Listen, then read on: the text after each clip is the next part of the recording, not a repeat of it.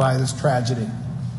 Reverend Maxwell is here with Shekinah Shazer, who is the administrative manager of the DAO's CARES unit.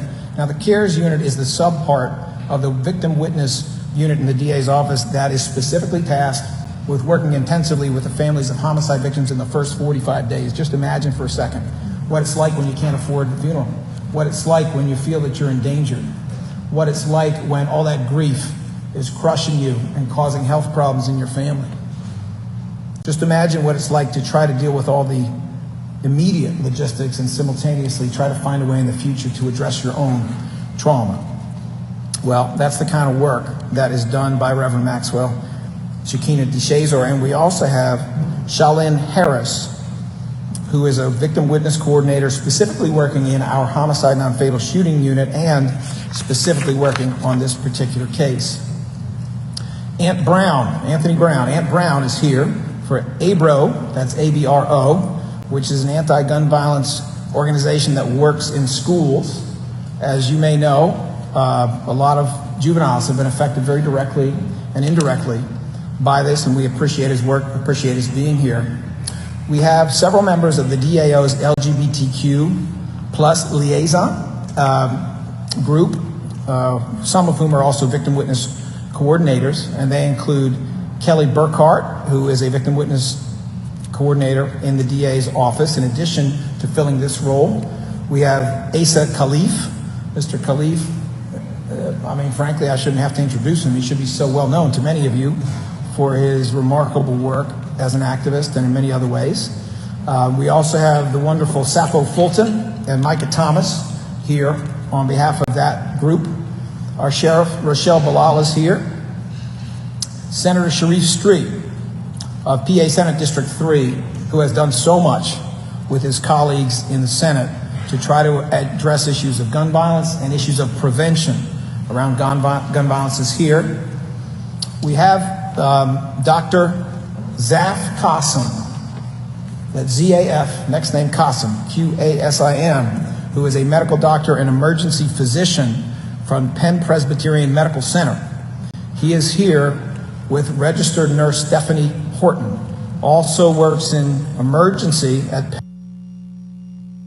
Penn Presbyterian Medical Center, and both of these individuals have come here to tell you what it was like to treat many of the injured in the emergency room on the night that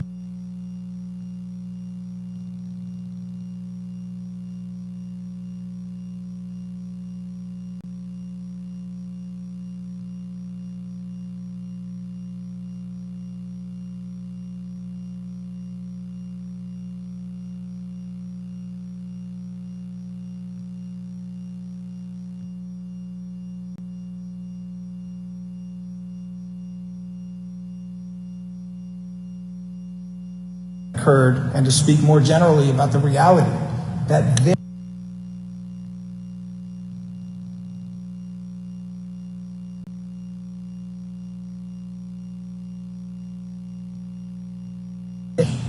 is gun violence victims coming in for years.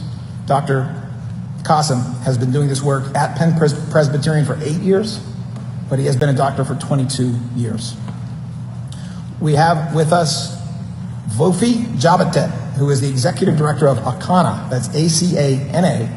A-C-A-N-A is the Africa Cultural Alliance. Reverend W. Lonnie Herndon, senior pastor of the Church of Christian Compassion, who has collaborated with us many times, and among other things, is providing assistance to one of the families to deal with one of the most traumatic aspects of the aftermath of the shooting. Anti-Church, which is our host. In the back at this time, we also have Josephine Wama, and we have Jasmine Wama, who are the two sisters of one of the homicide victims.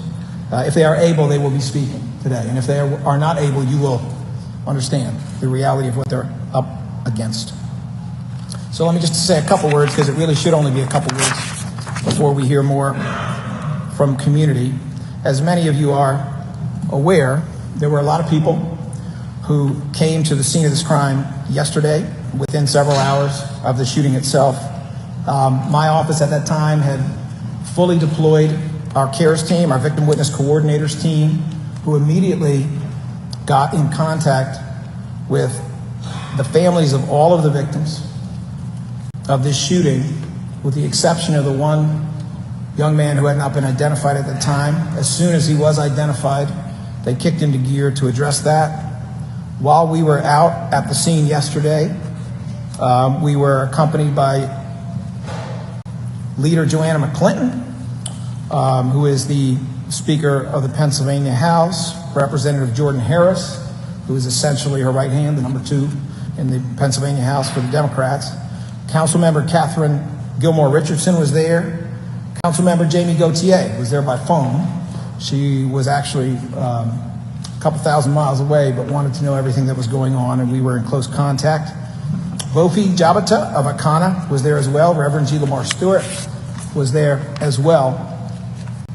And we were all struck by many things, but just one of those things was the bicycle, which is still there.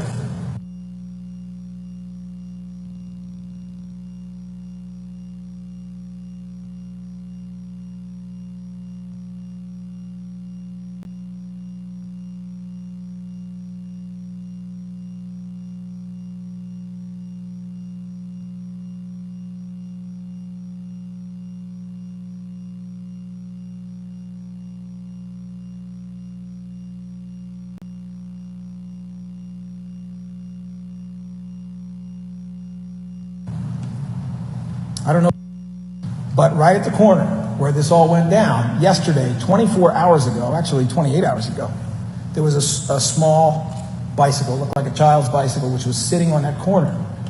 And we were informed by some people who were there that that bicycle was dropped.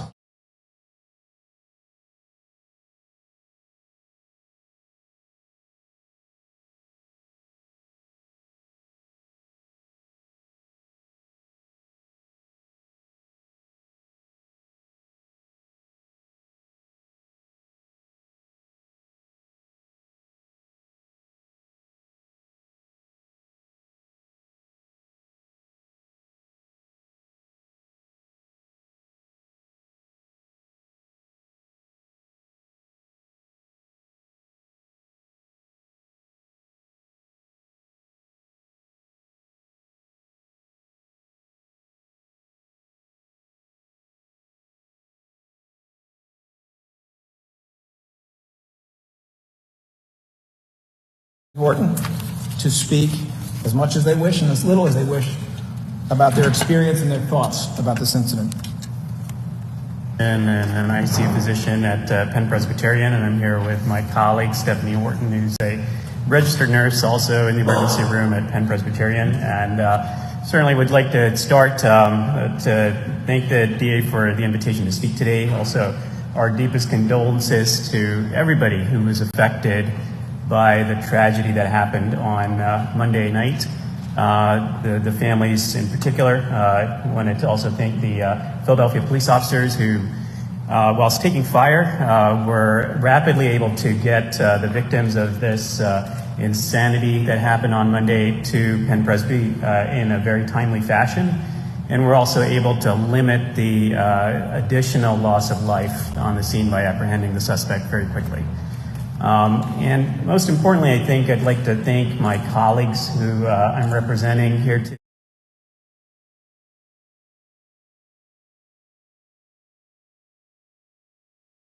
And we're able to effectively and rapidly provide life-saving care to the victims who arrived.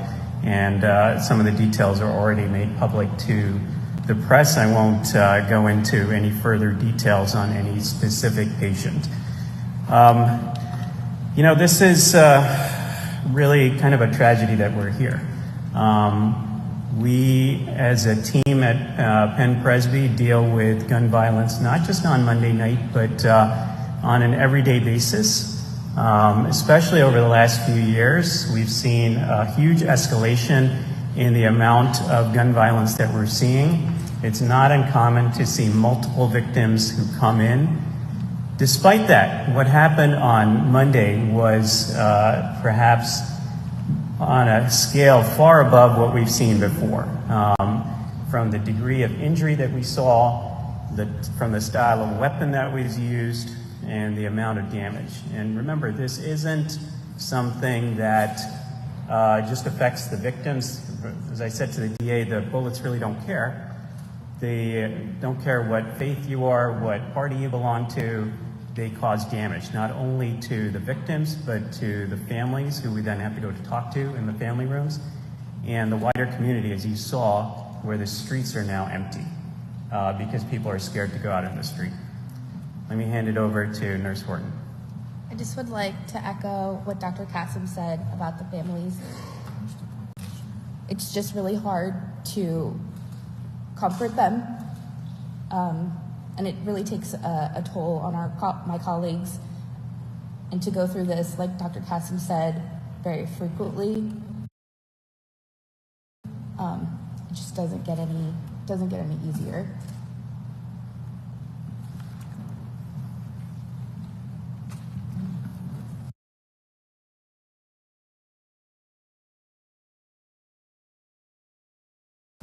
Thank you for that.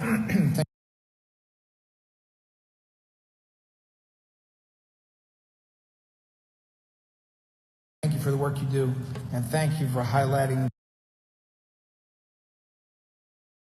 what the police went through with this horrifying incident where they were the ones scooping up victims with no cover while shots were ringing out. I think Shalyn Harris occupied. Oh, Shalyn Harris is available? Okay. And Shalyn Harris, if she is available as well.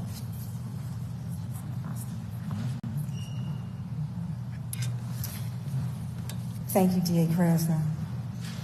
First, I'd like to say on behalf of our Victim Support Services Division, we'd like to also offer our condolences to the family members who tragically had their loved ones taken from them through this incident, as well as those who are survivors of this horrible event that happened to us. I want to just kind of move past what Dr. Kassem said, that they're working at the hospital, but our CARES unit is actually following up in the immediate aftermath of a homicide tragedy. So our teams are activated by our manager, who's not up here with me, but she is in the audience. They're activated, and once they're activated, they are deployed to either the hospital or to the location where the tragedy occurred. Our team was able to pull two teams together to go out to speak with these families to make sure that they are offered services immediately in the aftermath of this homicide death. Unfortunately, we have to do this quite a bit here in the city of Philadelphia, and we hope that we won't have to do that so much. So we're looking one day that you all can put us out of business. However, in the immediate aftermath, there are so many issues that families have to deal with. We're there to not just offer the immediate support, but to make sure we help them to navigate the numerous systems that they have to navigate. That could be assisting with funeral expenses. It could be helping them to obtain counseling support or any other types of services. Because once there's a loss, there are many people impacted, as we've heard here already. So we have to consider there are children involved, there are other family members involved, there are neighbors involved, and the community. And our office is often what I like to call it a continuum of support, because not only is our CARES unit out to be deployed in the immediate aftermath, but if there's an arrest in the case, our homicide victim witness coordinators, as well as our non-fatal shooting coordinators, are there to support the process. There's also another component, because we also work with community-based providers. So not only are we working alongside of our community-based providers, but we're also making certain that the community is cared for. Because in the aftermath of a tragedy such as this, or any incident, the community is absolutely impacted. So the trauma is going from not just the family to the community, even to those who are providing the service. We are impacted by this as well. So our continuum of services, again, reaches out to not just the immediate family, but also to those people who are impacted in the community, as well as those who are serving. So we do have information on some of the other organizations, including our network of neighbors, who provide trauma support to the community. So we have reached out to these organizations already to make sure that we are touching every single aspect of this particular traumatic event. Thank you. Thank you so much. It is now my pleasure to call forward Asa Khalif to say a couple words on behalf of a whole team who are here, which is the DAO's LGBTQ plus advisory committee. As wonderful as his speaking is, it should not be necessary, but you know, there are some people for whom hate is a full-time job, and if they can stay away from the facts and talk about nonsense, that's what they're going to do. We will have more to say about this if there's any need to say it, but there really shouldn't be. Nevertheless, I call forward Asa Khalif. Thank you very much, Mr. District Attorney. We are members of the District Attorney's LGBTQIA Advisory Committee. We have done wonderful work within our community and educating the District Attorney's office and connecting them with our community is the first that has ever been done in the District Attorney's office, and we are very proud of the success that we've had moving forward. I'm not going to take a lot of time because we have some pressing issues here. First and foremost, we'd like to give our deepest condolences to the victim's family. We want to lift the victims up in our thoughts and honor them. Even though they died in a tragic way, their lives mattered. And the impact of the community. This is a community that we belong to. We used to live, some of us lived in this community before we moved to other communities in Philadelphia.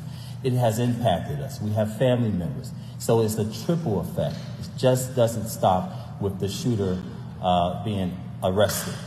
There is a triple down effect, and it affects all of us as a community and keep us all as a city in our prayers. I want to discuss very briefly, because there is a nasty, violent, in terms of verbal and written words, spewed by the conservative press regarding the shooter. There are certain pictures that are circulating. Some of you may be aware of those pictures. Have the shooter in one picture as male and other pictures dressed in female attire or female outfits. They have used those pictures to attack trans people, and particularly trans women of color, which are extremely vulnerable to violence in our community. I want to set the record straight because language is extremely important when we're talking about anything dealing with violence in trans community. The suspect or the shooter has not identified themselves as trans. They have only identified themselves as male. And that's the language that will be used until further developments if they change that type of language. But the language that is spewed out by the conservative press is violent and is dangerous and is targeting trans women of color. It's rallying the community to be violent. And we're better than that. We're better than that. We have our trans women and our trans men living in these communities, working, thriving in the communities. They are not killers. They are the most vulnerable to violence. They want to live their lives, and they have every right to do so. And we will not allow conservative bigots to use that type of language to attack trans people. This is about someone who used violence to hurt and harm our city and our community. And I'm sure they will be punished to the fullest extent of the law. But we will not allow trans women, and trans women in particularly trans women of color, to be the scapegoat for bigots. There is no room for that. We will not allow it. Thank you.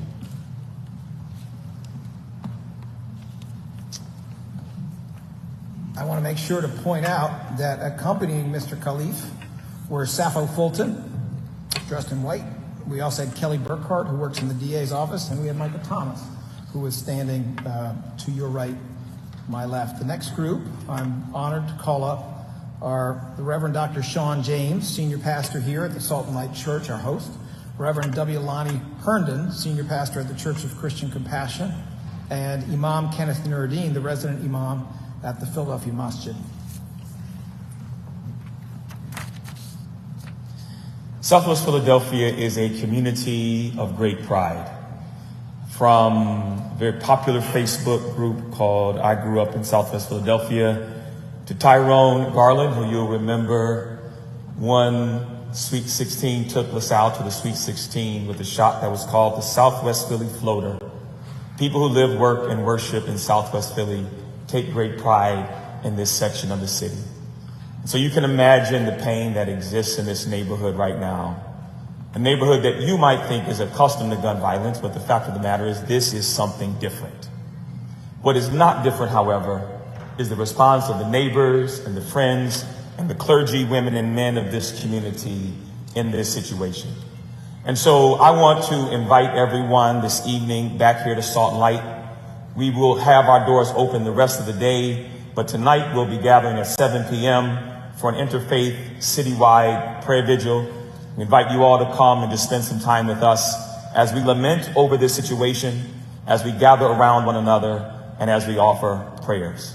Let me also say this. We've been blessed at this church to have a robust mental health ministry. We have several individuals who are part of our staff who are either spiritual directors or a licensed therapist. And that is a ministry that is at no cost to anyone. You do not have to be a member of the church. And so if anyone finds themselves in a position right now where you need to talk to somebody, and we know this is an issue in the city of Philadelphia right now, I think the real issue that we're often missing in this situation is not the identity of the shooter, but rather the issues of mental health that exist in our city and how difficult it is for individuals to find the help that they need right now. And so if you or someone you love or a child that is in your care needs to talk to someone right now, the doors of the church are open, and we would love for you to bring that person by here that we can minister to them. Again, we are gathered under circumstances which are very acute. And when we have acute problems, all labels are put aside because humans are involved. And we see the response of the first responders, whether they're in law enforcement, criminal justice, or the health professionals. The job that they do is second to none, and it's very thorough. But I would like to speak to the community and remind us we are the second responders, meaning we have to come in and deal with the chronic conditions. So just as the first responders do their job well, they can only respond to acute issues. The chronic condition is something that all of us have to respond to, and we have to commit ourselves and dedicate our efforts in that capacity. Thank you.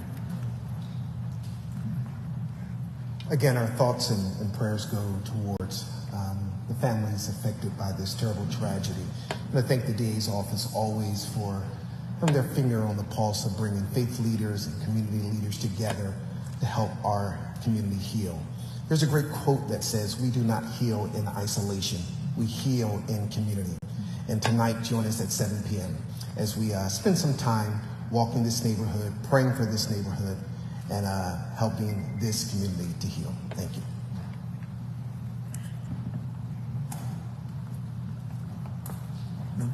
Very good. That was really concise for clergy. I'm very, very impressed.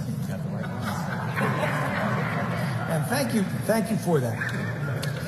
It is, you know, lawyers say they're going to write a brief, but it's never brief. It's the same idea. Anyway, it is now my pleasure to call forward Vofi Jabatet, who is the executive director of ACANA, A-C-A-N-A. That is the African Cultural Alliance of North America. Mr. Jabatet. Thank you, Larry Krasner, or DA. And I first of all want to extend our appreciation and gratitude to the 12th Police District and the police officers that immediately put their own lives at stake to bring this situation under control immediately. We were here on Sunday and with Jordan Harris, our district representative, and Joanna McClinton. Well, I want to leave this platform with one message, and that is what happened in Southwest Philadelphia, 56 and Chester, is not isolated to 56 and Chester. It's a national issue. For people to think that we will be scared to live our life and work on 56 and Chester or Chester Avenue, tell those who shoot randomly, tell those people who come after people who don't harm them but they want to harm others, that we will not be afraid. We will continue to build Southwest Philadelphia based on those models that all of us have accepted. I want to make sure that I am not only speaking for the African and Caribbean immigrants that live in here, but for all of the folks that call Southwest Philadelphia their home. We speak with one voice. We are planning for to unify our community. We have Aracana, we have therapeutic services across the road. We have therapeutic services. Also speaking on behalf of the Wama family, and I've been working with them since then. And we will be, tomorrow at 10 o'clock, we will be, based on the DA instruction, we will be meeting as a community to structure what is it that we'll do to heal our community quickly. And I just want to say we're not afraid.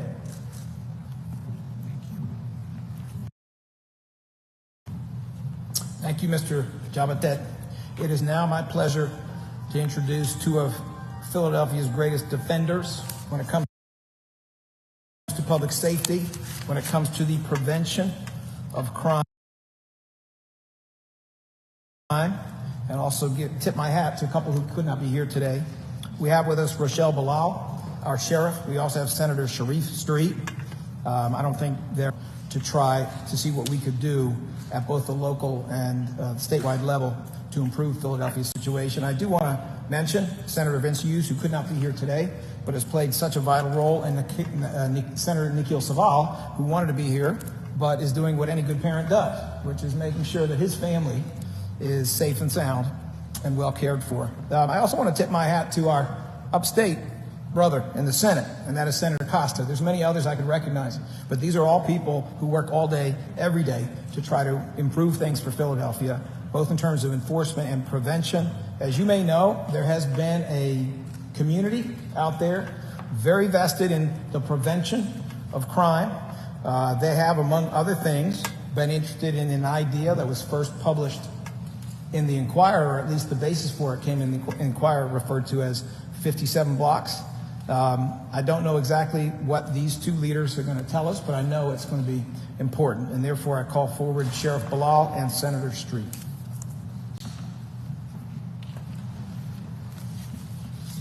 Good afternoon. On behalf of the Philadelphia Sheriff's Office, we give our sincere condolences to the families, the victims of this senseless mass murder. With that, we are even more concerned over disturbing messages found on the assailant's social media page. Let me congratulate those Philadelphia police officers and the Philadelphia Department, my colleagues, who did a superb job in making sure that assailtant was captured. We don't have to put a warrant out for that one. That one's in custody. And I want to thank them for the work that they've done. Let us use this opportunity to re-examine social media posts. We may see that mentions harming someone or suggest extreme activities. If you know this person or see a post that raises a red flag, you have to speak up and call the authorities immediately. This is our business. And we can't afford to stay silent. They are letting people know what they are about to do. And that is on all of us, to not sit silent when you see these type of posters that is threatening to harm us, harm our communities, harm our children, harm somebody in society. We have to take a part in this. As the investigation continues, we ask for the community's assistance to call and report suspicious activity, unlawful gun purchase, and anything that poses a threat to you and your family. We need your help.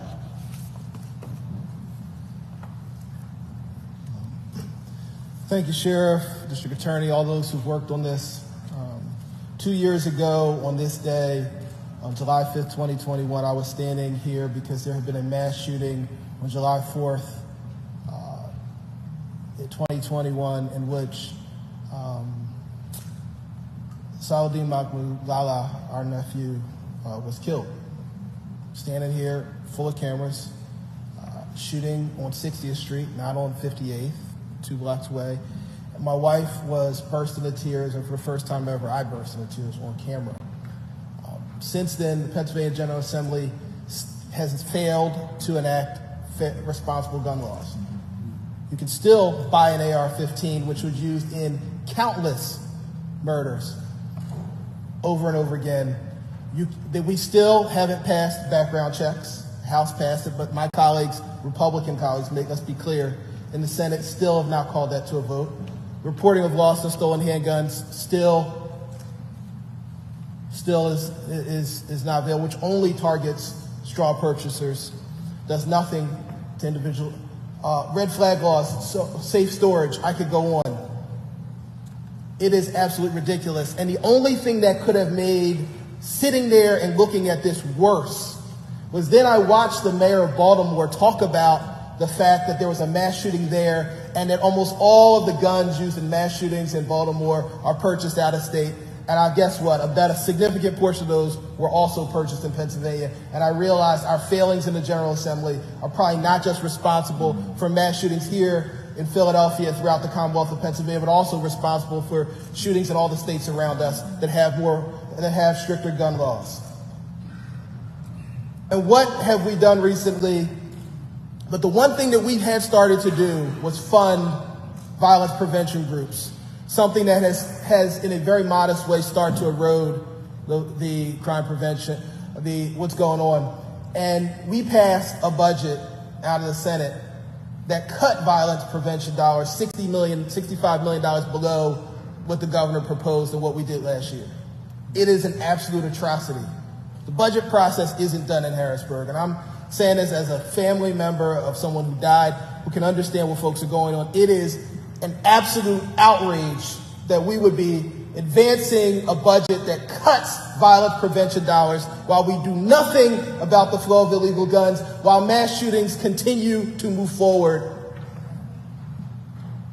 I said when I stood in front of you, when it was my family member that was laying dead, among others, was not the only person killed that day, unfortunately.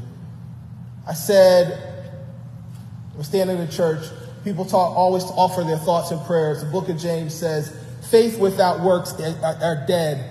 And to my colleagues in the General Assembly and in Congress who want to offer faith and prayers to the victims of families and do nothing about the problem, to you I say your faith is dead if you will not do the work to deal with the issues. The victims of families want to see us do something, not just give empty promises and fake prayers.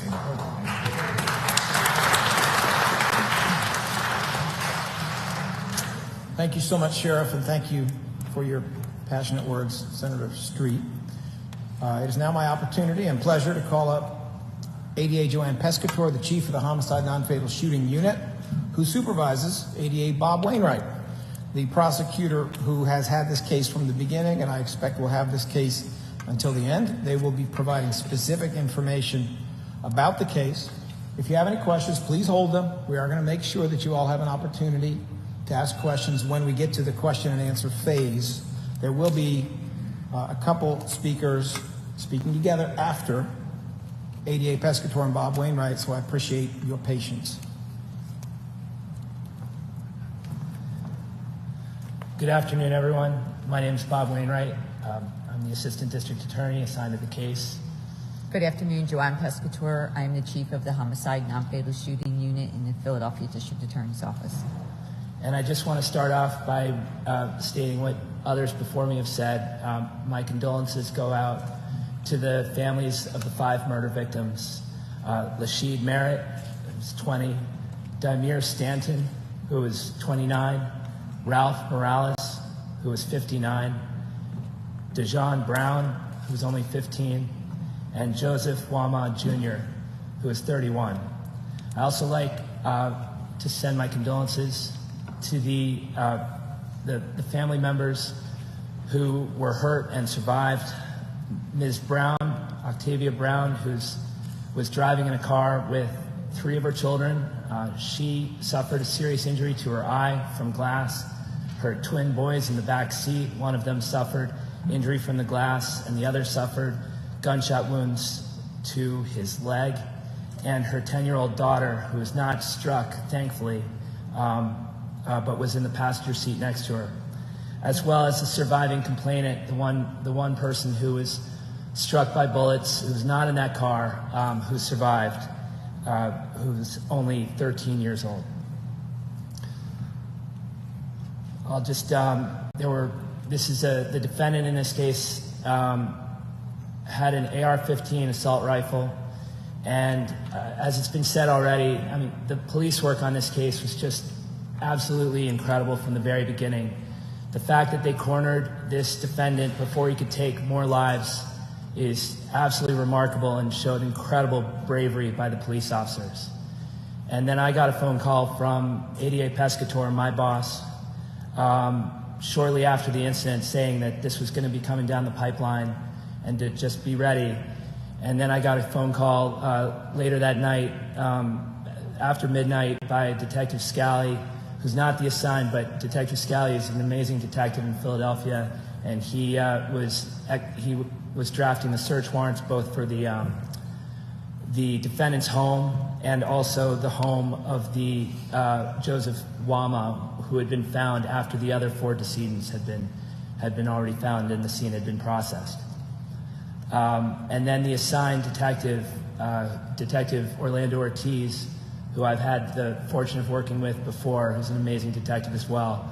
And I just am thankful that we've got such great detectives and police in this city.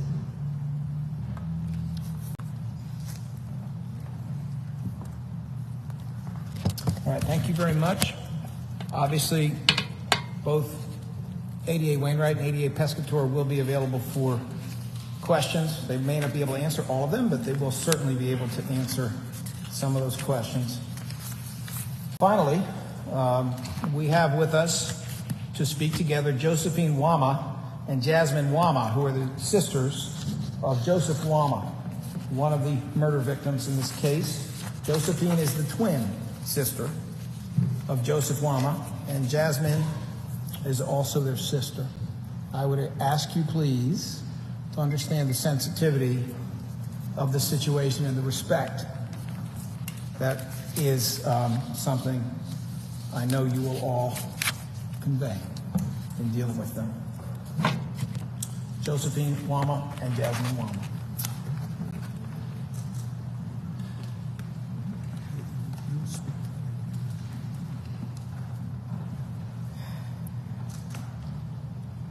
So, I just honestly still can't believe that he's gone.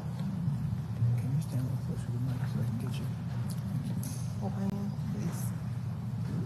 I still can't believe that my brother is gone, and I just don't understand why this happened.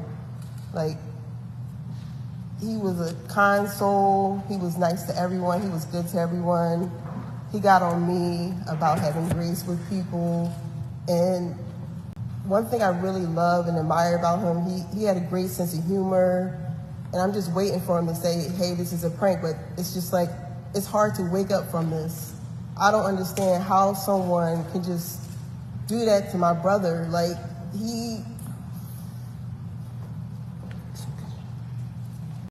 I really love him. And the fact that you did this to us, like, for your own agenda, for your own reason, it's just really pissing me off. It's really pissing me off, and I'm going to miss him a lot. He taught me a lot about myself. He was like a second father to me. I never wanted to tell anyone that, but he was like a second father to me. He was just getting on me about things I need to do, plans. He's like, you got to plan stuff and then just do it. So he was gorgeous inside and out. I'm going to miss that beautiful smile. I really am. He had the best hugs. And he took care of his family. He had the worst cooking. He tried his best, okay, but he put his passion into it. And I just feel like with his cooking, we still ate it because he tried, and it's just like he couldn't cook, but he could sketch his butt off. He can like draw you right now all in this room with just a pen or a pencil and a piece of paper and just draw every detail of your face. Like, it's just, he was very, very artistic, okay? When I say a lot of these famous painters, designers, he will be just past Van Gogh, I'm sorry. Nothing on my brother. Like, I'm gonna find his artwork and just share it to the world for him on his behalf. And I know that he would want me to do that, so I'm gonna find his artwork, all his talents and gifts, and I'm gonna share it to the world, and I'm gonna make sure that I tribute it just to him, because if you see his sketches and everything, like, there's nobody else that can like draw him, and it was like so detail oriented, it was so passionate, it was so rooted and down to earth that it was just spiritual. You could feel all the energy, everything that he's saying in his body, you could feel it on top of the canvas. That's how deep it was, not just like, oh, I want to be an artist. Like, you could feel this man's emotions in every stroke of the paintbrush that he puts on the canvas. Like, and he loved Creed. He loved each and every 1, 2, and 3. That was his favorite movies. Yeah, he was obsessed with Creed. Like, Pictures, he was an actor in Creed too. He's one of the extra actors, and it's just like, he even drew Michael B. Jordan. He drew him so well, and my Aunt Gloria, she came in the room and she cried because she felt that emotion that he felt when he painted that canvas. Like, that's a true artist right there. He was very smart. He had a degree in psychology from Chestnut Hill College. Like, he was just amazing. Like, a jerk sometimes to me. I'm waiting for him to get on my nerves. Like, I'm just not like here right now. Like, I'm just not understanding that he's gone. I'm just really pissed off. Like, why did you have to do this to my brother? You took him away. You took an angel away from us. Why don't you take yourself away? Jasmine, just... Why don't you just kill your fucking self? I had a nervous breakdown this morning. You should have shot yourself. Jasmine, just try to calm down. I know it's hard. We I had know. nothing but anger. It's nothing but anger. I'm sorry.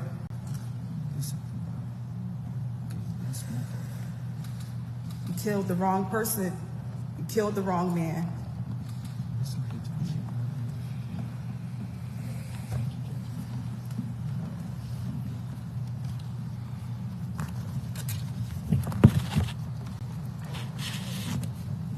All right. Thank you so much for your comments. The first speaker was Josephine Wama, the twin sister of Joseph Wama Jr. The second was Jasmine Wama, also their sister. We are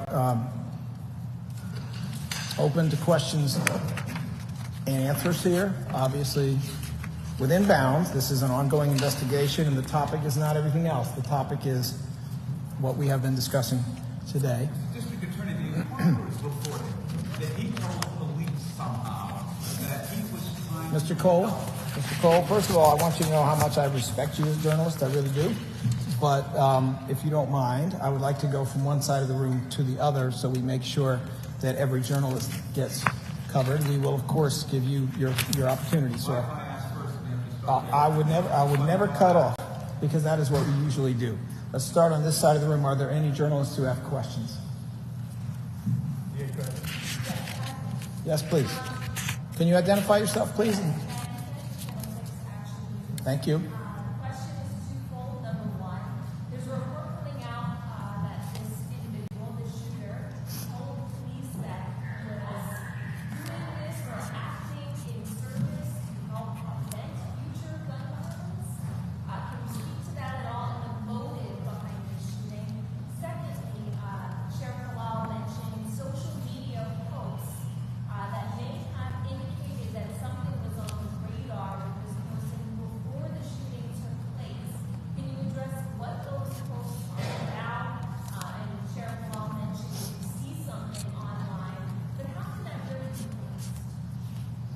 Okay, so that I understand, Ms. Kent, your second question is about social media. We're not going to comment on social media at this time because the investigation is ongoing, especially with reference to any thinking or any motive that may have been behind what we all recognize now was essentially a random shooting. It was a shooting of people that the defendant did not know, and it was a shooting of people who in many cases did not even know each other, despite being from the same neighborhood. So given the ongoing nature, we're not going to talk about social media. I have to apologize. Can you ask me the first part of the question again? The first part of the question is, there's a report coming out now that this individual, the shooter, told investigators that this was part of a larger plan to help prevent gun violence in some capacity or shine a light on gun violence? We're not going to comment on all the specifics of the investigation. Certainly, a number of news outlets have raised the possibility that there may be mental health issues. If there are mental health issues, those are normally addressed by expert examinations that are ordered by the court during the course of a prosecution. That has not been ordered yet, although I expect that it will be. Is there another question on this side? Yes, sir. Tell us what was found during the search. And Mr. Petrillo, can you identify your outlet? Matt Petrillo, CBS News Philadelphia. Can you tell us what was found during the search of this home? I'm going to defer. I do know, but I'm going to defer to ADA Pescator and ADA Wainwright to answer that, to the extent they can. Do you mean the search of the defendant's home? There was a 380 caliber handgun. There was also ammunition, .223 ammunition. There were live rounds that matched the ammunition found at the scene, the 42. Actually, the main scene was 42 FCCs of .223, and then there were additional FCCs located at Mr. Wama's residence later on. In addition, there was a will that was dated June 23rd in the defendant's handwriting.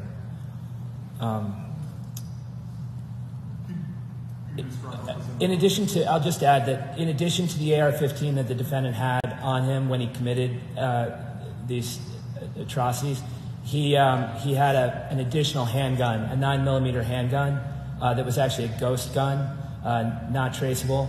That gun does not appear to have been fired during the rampage. Only the AR-15 was used, but he did have a second gun on him. Could you describe what the will said? No, I don't, and I don't have that information in front of me. This Did is it mention carrying this rampage out? no, not to my knowledge. Were there any other suspects apprehended, or will any more suspects be taken into custody? There was initially there was a suspect that was taken into custody initially, and that suspect was released. And the circumstances surrounding that individual were, as it turned out, somewhat straightforward. That individual lost his brother, was one of the decedents. That individual had a gun on him that was legally owned and possessed. And when his brother was shot and he saw that his brother was shot, that individual fired 7 shots in the direction of the defendant.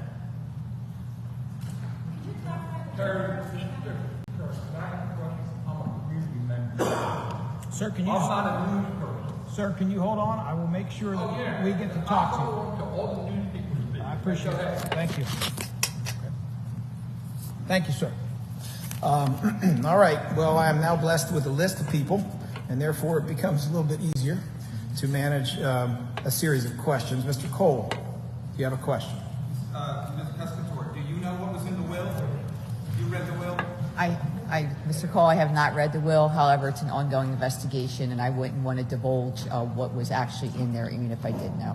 The shooter, you talk about somebody who's licensed to carry who shoots 7 shots at the accused here. Does he hit him at all? Where No, those shots come he does not. He does not hit him. No, he was released. He has a permit to carry, and he had a lawfully owned firearm. He was not charged. The accused here has a 2004 conviction carrying without a license. Does that have any impact here? Any impact on him carrying these guns?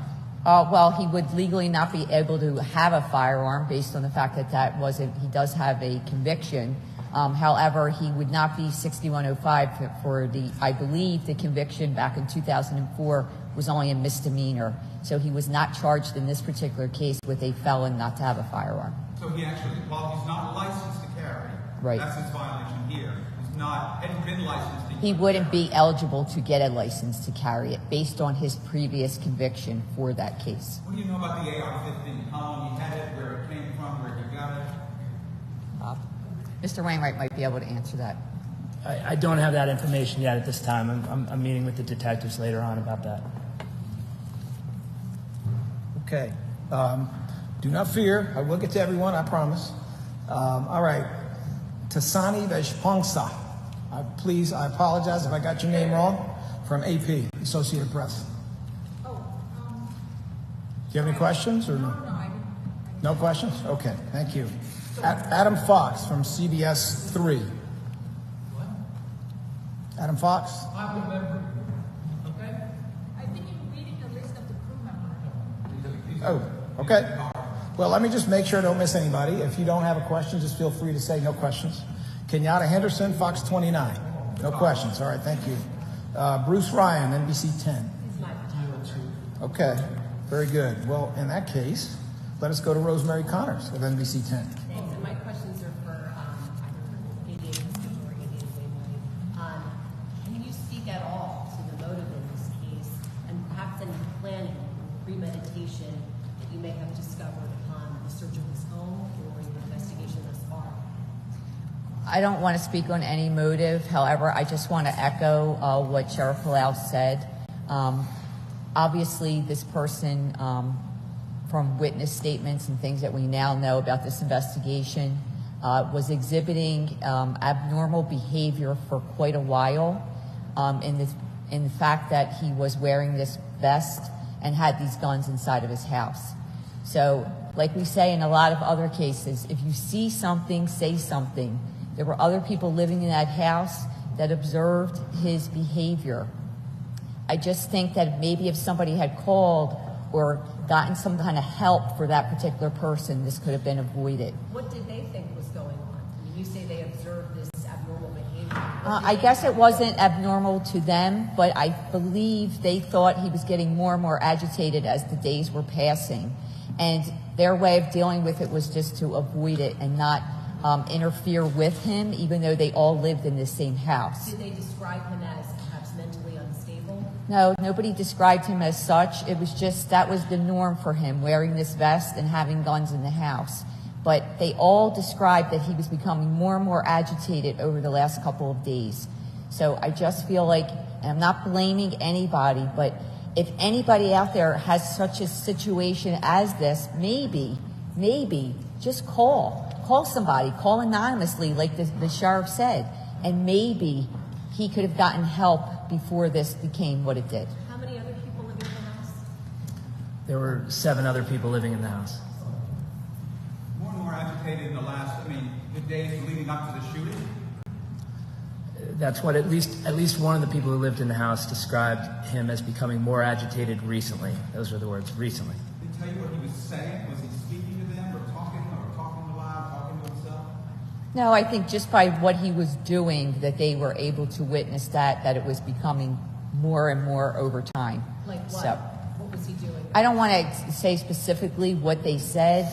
However, I just want to echo what the sheriff said. If you see something like this or somebody in your family or the neighborhood, call somebody before something like this happens. Because people are aware of these things.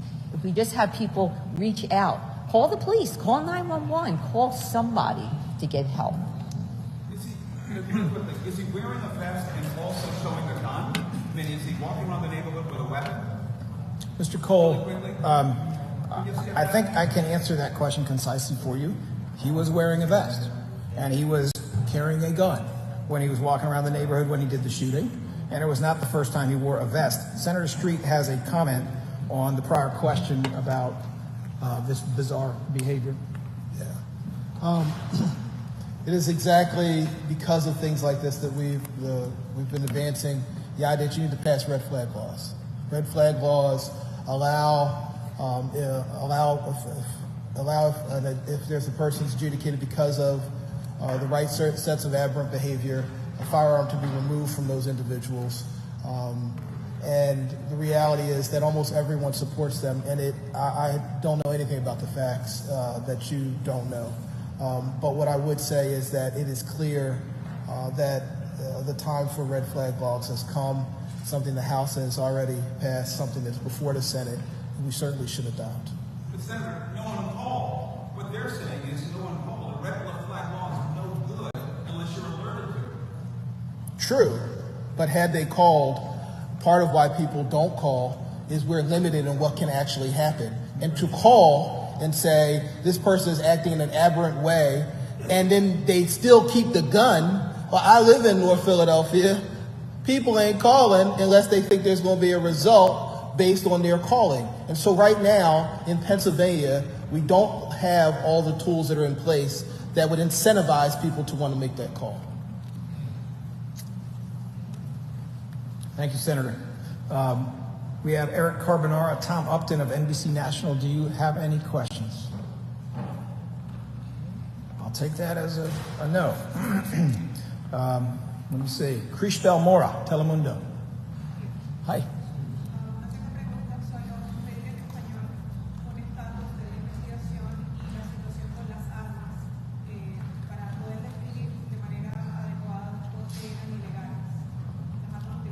Okay, I heard the last part of that, but the first part was la situación de qué?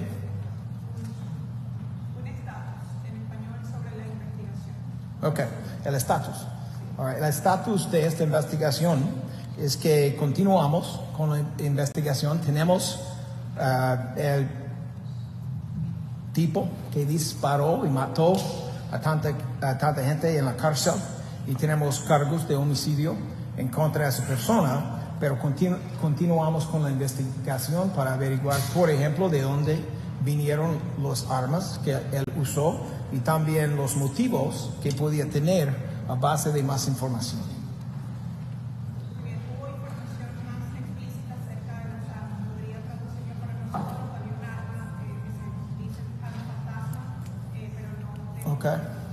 Okay.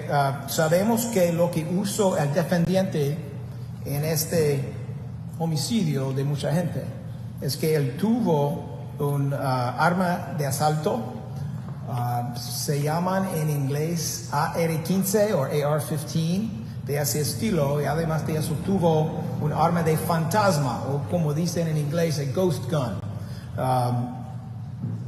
cuando estaba en las calles matando y disparando en contra de la gente. Okay, thank you. We have 3 people from CBS Network New York. They are Jim Zurich, Jack Norflus, and Luisa Gonzalez. Do you have any questions? No questions. Yes? Okay. What's your name, sir? Okay. Mr. Figueroa, what's your question?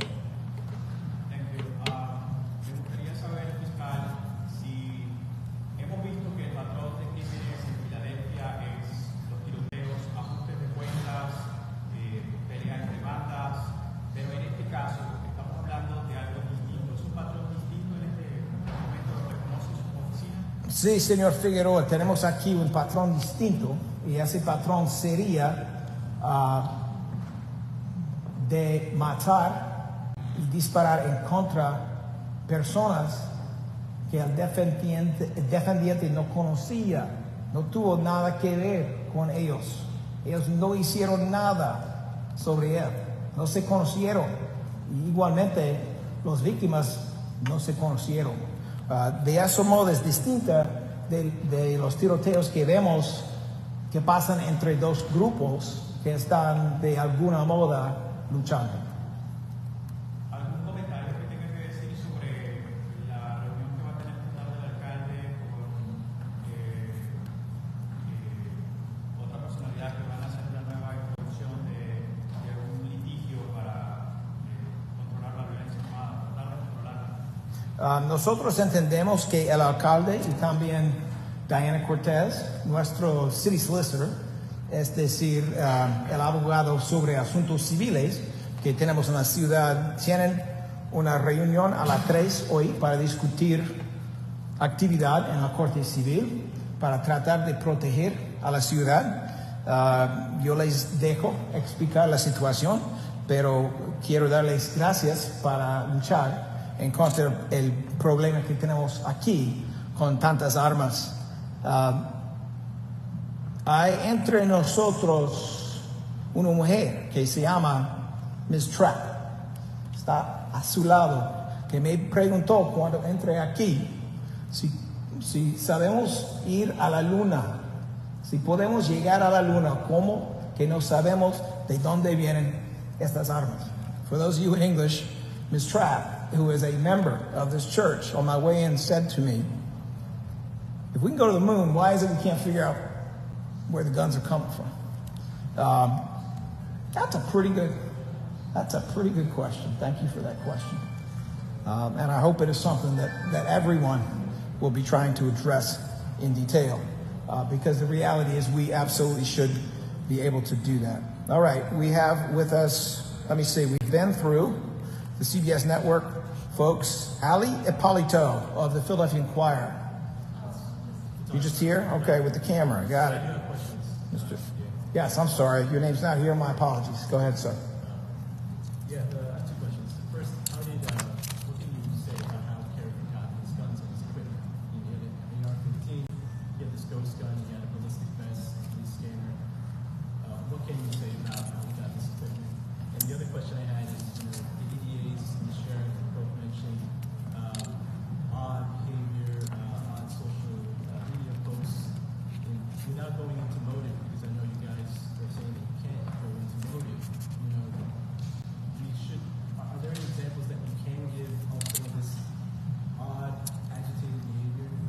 Particularly because the public is being asked to, see something, say something. So what are some examples that people should be on the lookout for, and examples that this particular perpetrator did? Unfortunately, there's very little that we can say on this. The investigation around the source of the guns is not complete. It's not that I know and I'm not telling you. It's that it's not complete. And, the reality is that everything about his record suggests that these were obtained illegally. And needless to say, ghost guns cannot be bought from a legitimate source. The parts are sourced and then they're put together. And the minute they're put together, they are almost always used for criminal purposes. Do you have a printer or anything like that at home? I'm not in a position to comment on that. I can inquire of Bob Wainwright, and I can inquire of Joanne Pescator in a moment. As for social media or reports about bizarre behavior, we're not prepared to get into that until we're confident that reports about the bizarre behavior are accurate and correct. But certainly there are reasons to be concerned that there was behavior here that, if we had proper gun laws in the state, might have created a pathway for people to make that report before it got to this point. I'm going to invite up ADA Pescator and ADA Wainwright to talk about the question of source of the guns and whether or not there was a 3D printer. Well, the source of the guns, as I mentioned earlier, I'm going to be following up with the detectives on that. I don't have that information at this time. In terms of what else was recovered from the home, I went through the few things that I know of, but again, this investigation and the search warrant was executed by the assigned detective along with other detectives, and we're going to go through everything that was recovered, in addition to the few things that I mentioned earlier that I know were recovered. But to your question about for the ghost gun, I don't know the answer to that. All right. Did I miss any other journalists? Scoop USA. Yes, sir.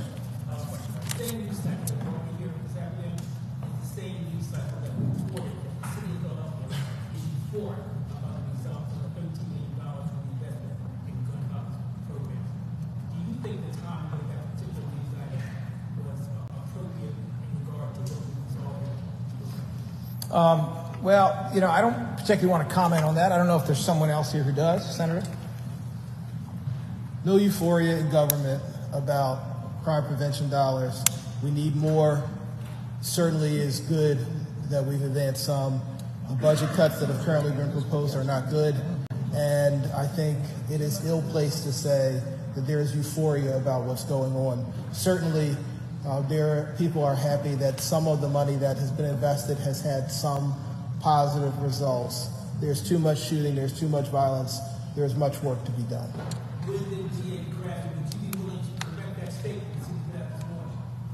I'm sorry, would I be willing to correct what?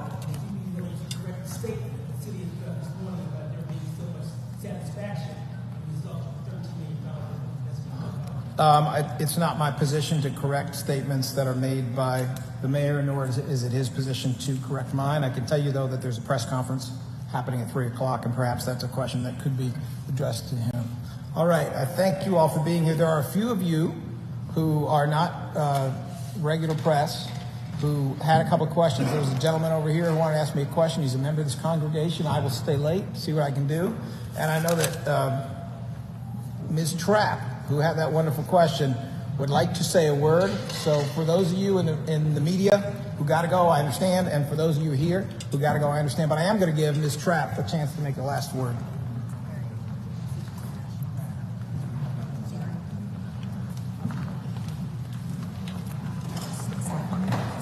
The only thing I wanted to say was we have technology that has gotten a man to the moon. I find it very difficult that nobody speaks about where these people get the guns. They speak about, oh, we must stop shooting, oh, we must stop doing this. But there's got to be somebody smart enough to figure out where these people are getting the guns. And nobody talks about that. Nobody. They just talk about, we got to stop shooting.